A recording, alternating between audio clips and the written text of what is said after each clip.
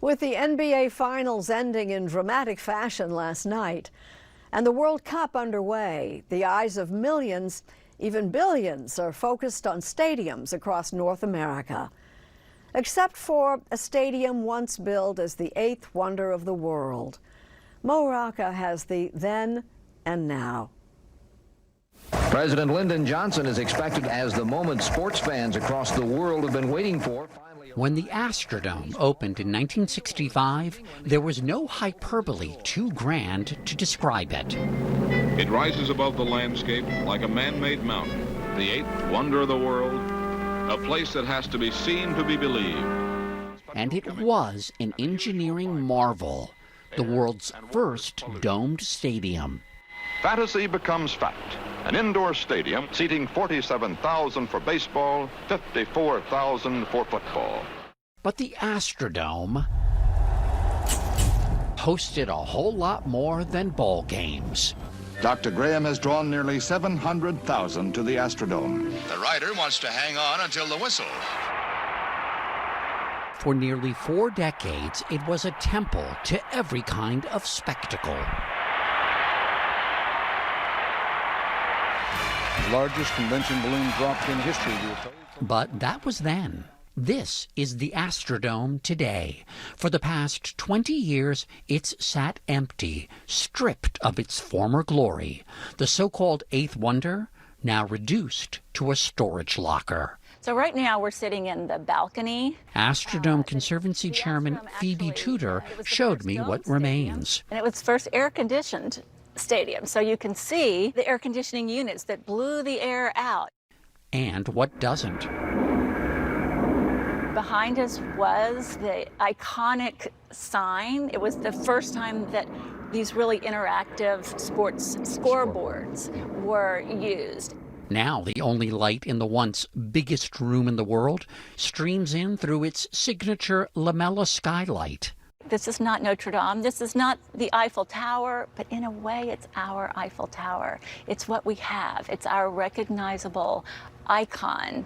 And from its very start, this icon made news all over the world.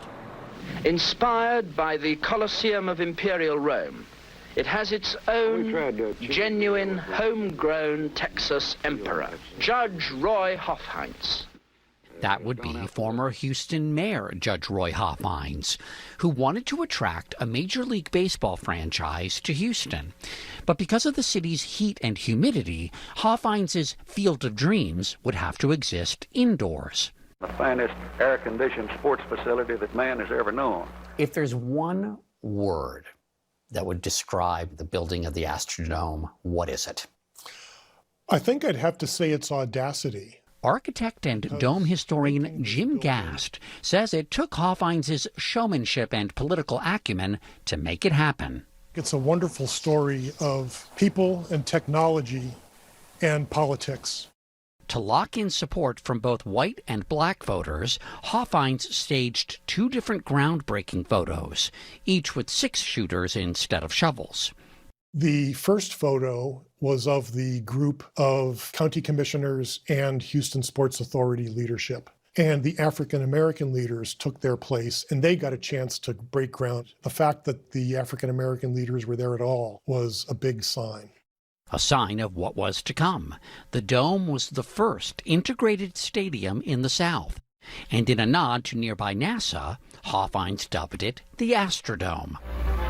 Our lovely SpaceX. How big a tourist attraction was this? In the 5 years after it opened, the clearest span of the stadium is 642 feet. It was the 3rd most popular tourist attraction in the United States. Statue of Liberty was a runner-up. But there was at least one problem with the dome. Players couldn't see the ball. Well, you can see it until it gets up to the lights up there, and then it just disappears. There have been all sorts of experiments. Today they're painting the dome. So they tried painting the roof. The paint had an unintended consequence of killing the grass. So it was kind of this cascade of misfortune. Fortune did strike with the invention of artificial grass, named, you guessed it, AstroTurf. A lot like playing on your living room carpet. Another Astrodome creation? Luxury skyboxes, with Mayor Roy Hoffines' the most luxurious, with a bowling alley, a barbershop, and a chapel. But by 1999, the dome was in decline. Houston held a farewell party for the Astrodome. Baseball's Astros moved cross town to greener pastures, a ballpark with a retractable roof and real grass. That's when our Bill Geist paid the Astrodome a visit. But with baseball gone, they'll have to beef up their repertoire of less traditional offerings. They'll come up with something. Here at the Astrodome, they always have. And they did come up with new ideas, lots of them. But Harris County, the Astrodome's owner, found neither the money nor the political will to keep the lights on. I think it's complicated, and if it was easy, a decision would have already been made. Tal Costas is an official with Harris County. She says it's all about taxpayer priorities. I think we all appreciate preservation. We've got to weigh these plans against our priorities for public safety, public health, housing affordability. A dynamic redevelopment of the Astrodome. But Phoebe Tudor and the Astrodome Conservancy are enlisting the help of the private sector to help repurpose the dome. One vision, a hotel retail office complex costing an estimated $850 million. How much the county would end up contributing is unclear.